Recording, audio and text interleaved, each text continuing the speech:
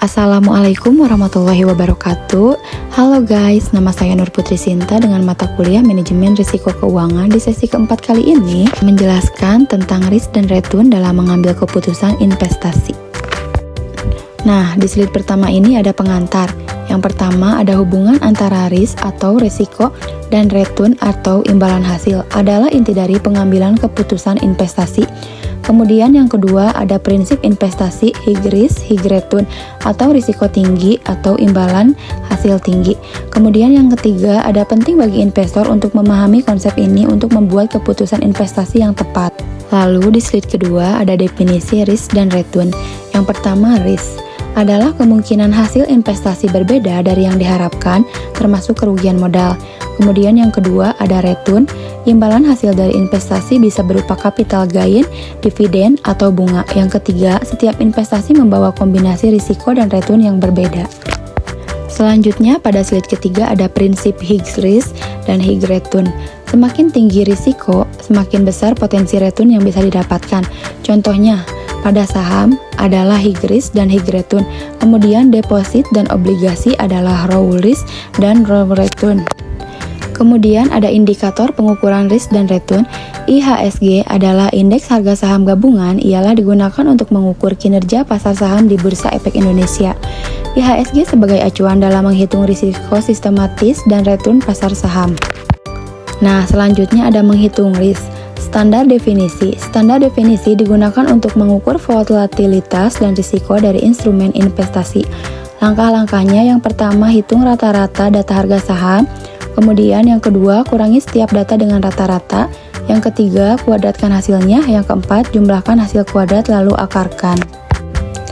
Kemudian menghitung return. Terdapat beberapa metode. Ada 3 metode. Yang pertama, metode rata-rata aritmatika. Konsepnya adalah dengan mencari rata-rata sederhana, yaitu menjumlahkan seluruh data return kemudian membaginya dengan jumlah data yang digunakan. Kedua, metode rata-rata geometrik. Konsepnya adalah dengan mencari rata-rata geometrik, yaitu mengalihkan seluruh data return kemudian diakarkan dengan jumlah data yang digunakan. Ketiga, metode standar deviasi. Konsepnya adalah dengan menghitung seberapa jauh data return dari rata-rata data return. Semakin besar standar deviasi, semakin besar risiko dari instrumen investasi tersebut. Di slide kali ini ada risiko sistematis versus tidak sistematis. Risiko sistematis adalah risiko yang tidak dapat dihindari dan mempengaruhi seluruh pasar, seperti inflasi dan suku bunga. Kemudian ada risiko tidak sistematis, risiko yang berkaitan dengan perusahaan atau sektor tertentu yang dapat dikurangi dengan diversifikasi.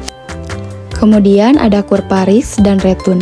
Yang pertama menunjukkan hubungan antara risiko dan return, kemudian semakin tinggi return yang ingin dicapai, semakin tinggi risiko yang harus dihadapi.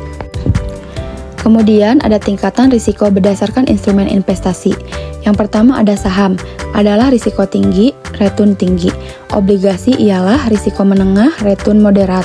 Yang ketiga reksadana ialah risiko bergantung pada jenisnya. Yang keempat deposito adalah risiko rendah dan return rendah. Apa sih pentingnya diversifikasi? Yang pertama ada strategi menyebarkan investasi ke berbagai aset untuk mengurangi risiko tidak sistematis. Yang kedua, diversifikasi membantu memperoleh return yang layak dengan risiko yang terkendali. Oke, jadi tadi ada beberapa dari risk dan return, jadi dapat disimpulkan bahwa risiko dan return selalu berkaitan erat. Kemudian, pemahaman risiko dan return penting dalam pengambilan keputusan investasi, serta strategi seperti diverifikasi dapat membantu mengelola risiko tanpa mengorbankan return. Mungkin kiranya hanya dapat sekian yang dapat saya sampaikan. Mohon maaf apabila ada kesalahan. Terima kasih atas perhatiannya. Wassalamualaikum warahmatullahi wabarakatuh. See you.